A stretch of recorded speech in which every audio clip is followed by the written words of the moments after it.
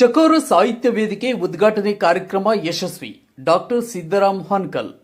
ಯಾದಗಿರಿ ನಗರದ ಸರ್ಕಾರಿ ಪದವಿ ಮಹಾವಿದ್ಯಾಲಯದಲ್ಲಿ ನಡೆದ ಕರ್ನಾಟಕ ಸಾಹಿತ್ಯ ಅಕಾಡೆಮಿ ಬೆಂಗಳೂರು ಹಾಗೂ ಕನ್ನಡ ವಿಭಾಗ ಸರ್ಕಾರಿ ಪದವಿ ಮಹಾವಿದ್ಯಾಲಯ ಮತ್ತು ಸ್ನಾತಕೋತ್ತರ ಸಂಶೋಧನಾ ಕೇಂದ್ರ ಯಾದಗಿರಿ ಇವುಗಳ ಸಂಯುಕ್ತ ಆಶ್ರಯದಲ್ಲಿ ಹಮ್ಮಿಕೊಂಡ ಚಕೋರ ವಿಚಾರ ಸಾಹಿತ್ಯ ವೇದಿಕೆ ಉದ್ಘಾಟನೆ, ಕವಿಗೋಷ್ಠಿ ಹಾಗೂ ಉಪನ್ಯಾಸ ಕಾರ್ಯಕ್ರಮ.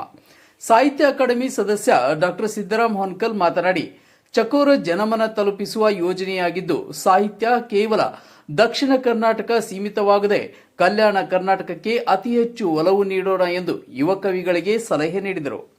ಕಾರ್ಯಕ್ರಮವನ್ನು ಕಸಾಪ ಜಿಲ್ಲಾ ಗೌರವ ಕಾರ್ಯದರ್ಶಿ ಹಾಗೂ ತನಾರತಿ ಪ್ರತಿಷ್ಠಾನದ ಅಧ್ಯಕ್ಷ ಡಾಕ್ಟರ್ ಸಿದ್ದರಾಜ ರೆಡ್ಡಿ ಉದ್ಘಾಟಿಸಿ ಮಾತನಾಡಿದರು.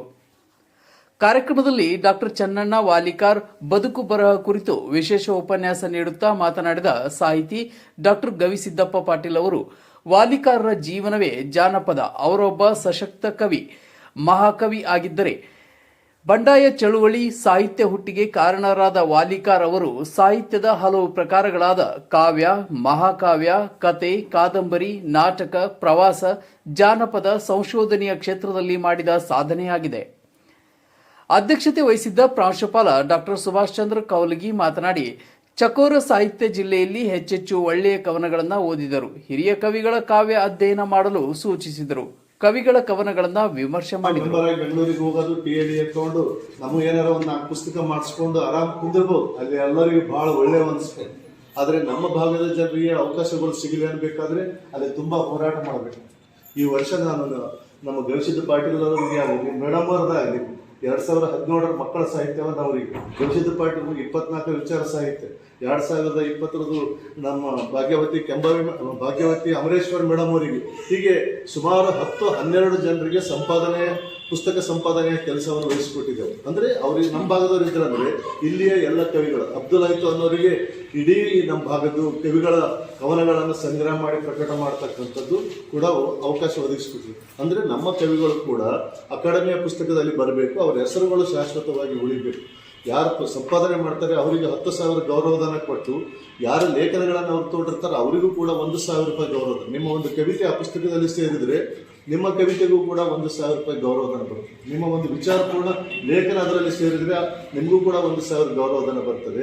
ಈಗ ಭಾಗ್ಯವತಿ ಮೇಡಮ್ ಅವರು ಸಂಶೋಧನೆ ಒಪ್ಪಿಸಿದೆ. ಅವರು ಕೂಡ ಸಂಶೋಧನಾ ಲೇಖನಗಳನ್ನು ತಗೊಂಡ್ರೆ ಎಷ್ಟು ಲೇಖನಗಳನ್ನು ಅವರು ತಗೊಂಡಿರ್ತಾರೆ ಆ ಎಲ್ಲ ಲೇಖಕರಿಗೂ ಕೂಡ 1,000 ರೂಪಾಯಿ ಗೌರವಧನ ಒಂದು ಅಕಾಡೆಮಿಯ ಪುಸ್ತಕ ಬರ್ತದೆ. ಇದರ ಮೂಲ ಉದ್ದೇಶ ಏನಂದ್ರೆ ಅಕಾಡೆಮಿ ಮೂಲಕ ನಮ್ಮ ಎಲ್ಲ ಲೇಖಕರು ಅಲ್ಲಿ ಸೇರ್ಬೇಕು. ಯಾರಾದ್ರೂ ಬರೀ ಹೈದರಾಬಾದ್ ಕರ್ನಾಟಕದ ಲೇಖಕರು ಅಂತಂದ್ರೆ ಸಿದ್ದರಾಮನ್ ಕಲಾನ ಮತ್ತೆ ಯಾರೋ ಒಂದು 4 ಮಂದಿ ಹೆಸರು ಹೇಳೋದಲ್ಲ, ಜಯದೇವಿ ಗಾಯಕ್ವಾಡ ಅಂತ ಹೇಳೋದಲ್ಲ. ನಾವೆಲ್ಲರೂ ಒಳಗೊಂಡಿದ್ದೆವು, ನಾವೆಲ್ಲರೂ ಅಕಾಡೆಮಿಯಲ್ಲಿ ಇದ್ದೀವಿ ಅಂತಕ್ಕಂಥ ಭಾವ ಬರ್ಬೇಕಂತಕ್ಕಂಥ ಮೂಲ ಆಶಯದಿಂದ ನಾವು ಈ ಕಾರ್ಯಕ್ರಮಗಳನ್ನು ಮನೆ ಮನೆಗೆ ತಗೊಂಡು ಹೋಗ್ತಕ್ಕಂಥದ್ದು. ನಮ್ಮ ಅಧ್ಯಕ್ಷರು ಒಂದು ಮಾತು ಹೇಳಿದ್ರು, ಈ ಕಾರ್ಯಕ್ರಮಗಳನ್ನು ನಾವು ಸಂತೆ ಮೂಲಕ ಜನರಿಗೆ ಮುಟ್ಟಿಸಬೇಕಂತಕ್ಕಂಥದ್ದು. ಅಷ್ಟು ದೂರ ಹೋಗೋದಾಗ್ಲಿಕ್ಕೂ ಕೂಡ ಅಕಾಡೆಮಿಕ್ ವಲಯಕ್ಕಾದರೂ ಕವಿಗಳಿಗೆ, ಸಾಹಿತಿಗಳಿಗೆ, ಲೇಖಕರಿಗೆ ನಂದು ಒಂದು ಉದ್ದೇಶ ಏನಿದೆ, ನಮ್ಮ ಜಿಲ್ಲೆಯಲ್ಲಿ ಇರ್ತಕ್ಕಂಥ ಎಲ್ಲ ಕವಿಗಳಿಗೆ ಆ ಒಂದು ಸರ್ಟಿಫಿಕೇಟ್ ಇವತ್ತು ನಿಮ್ಗೆ ಏನು ಕೊಡ್ತೀವಿ ಅದು ಅಕಾಡೆಮಿ ಸರ್ಟಿಫಿಕೇಟ್ ನಿಮ್ಮೆಲ್ಲ ಕವಿಗಳ ಹತ್ರ ಇರಬೇಕು ಅಂತಕ್ಕಂಥದ್ದು ನನ್ನ ಆಶೆ. 1996ರಲ್ಲಿ ನನಗೆ ಒಂದೇ ಒಂದು ಇಂಥ ಸರ್ಟಿಫಿಕೇಟ್ ಬಂದಿತ್ತು. ನಾನು ಬರೆದಂಥ ಪಂಚನದಿಗಳ ನಾಡಿನಲ್ಲಿ ಅಂತಕ್ಕಂಥ ಪುಸ್ತಕಕ್ಕೆ 1996ರಲ್ಲಿ ಅಕಾಡೆಮಿ ಪ್ರಶಸ್ತಿ ಬಂದಿತ್ತು. ಅದಕ್ಕಿಂತ ಮುಂಚೆ 20 ವರ್ಷಗಳ ಮುಂಚೆ ಚನ್ನಣ್ಣ ವಾಲಿಕಾರರಿಗೆ ಬಂದಿತ್ತು. ಹುತ್ತದಲ್ಲಿ ಕುದ್ದವರ ಕಥೆ ಅಲ್ಲ ಸರ್, ಕರಿತಲಿ ಮಾನವನ ಜೀಪದ ಅಂತಕ್ಕಂಥ ಕೃತಿಗೆ ಬಂದಿತ್ತು. ಅದಾದ್ಮೇಲೆ 20 ವರ್ಷ ನನಗೆ ಬಂದ 10 ಗ್ರಾಮದಲ್ಲಿ ಏಪ್ರಿಲ್ 6ರಂದು 1950ರಲ್ಲಿ ಅವರು ಜನಿಸಿದರು. ಶಂಕರವಾಡಿ ಅನ್ನುವಂಥ ಸಣ್ಣ ಗ್ರಾಮದಲ್ಲಿ ಜನಿಸುವಂತಹ ಸಂದರ್ಭದಲ್ಲಿ ಅವರ ತಂದೆ ಜೋಡಪ್ಪ, ತಾಯಿ ಸಾಮಮ್ಮ, ಇವರಿಗೆ ಹುಟ್ಟಿರ್ತಕ್ಕಂಥ ಏಕೈಕ ಮಗು ಡಾಕ್ಟರ್ ಚನ್ನಣ್ಣ ವಾಲಿಕಾರ್. ಇವರು ಜನಿಸಿದ ಮೇಲೆ ಅಲ್ಲಿರ್ತಕ್ಕಂಥ ಅಸಮಾನತೆ, ಅಸ್ಪೃಶ್ಯತೆ ಇವುಗಳೆಲ್ಲವನ್ನು ಸಹಿತ ಅವುಗಳನ್ನು ನೋಡ್ತಾ ಬೆಳೆದಿರ್ತಕ್ಕಂಥ ಚನ್ನಣ್ಣ ವಾಲಿಕಾರ್ ಅವರು ಶಂಕರವಾಡಿ, ಶಾಬಾದ್, ಆನಂತರದಲ್ಲಿ ಕಲಬುರಗಿಯ ಶರಣಬಸವೇಶ್ವರ ಪದವಿ ಮಹಾವಿದ್ಯಾಲಯದಲ್ಲಿ BA ಪದವಿಯನ್ನು ಪಡೆದುಕೊಂಡು ನಂತರದಲ್ಲಿ MA ಕನ್ನಡ ಪದವಿಯನ್ನು ಕರ್ನಾಟಕ ವಿಶ್ವವಿದ್ಯಾಲಯ ಧಾರವಾಡದಲ್ಲಿ ಪಡೆದುಕೊಂಡು ಆನಂತರದಲ್ಲಿ ಡಾಕ್ಟರ್ MB ಭಟ್ಟಶೆಟ್ಟಿ ಅವರ ಮಾರ್ಗದರ್ಶನದಲ್ಲಿ ಹೈದರಾಬಾದ್ ಕರ್ನಾಟಕದ ಗ್ರಾಮ ದೇವತೆಗಳು ಅನ್ನುವಂಥ ವಿಷಯವನ್ನು ಆಯ್ದುಕೊಂಡು ಸಂಶೋಧನೆಯನ್ನು ಮಾಡಿ ಡಾಕ್ಟರೇಟ್ ಪದವಿಯನ್ನು ಪಡೆದುಕೊಂಡರು.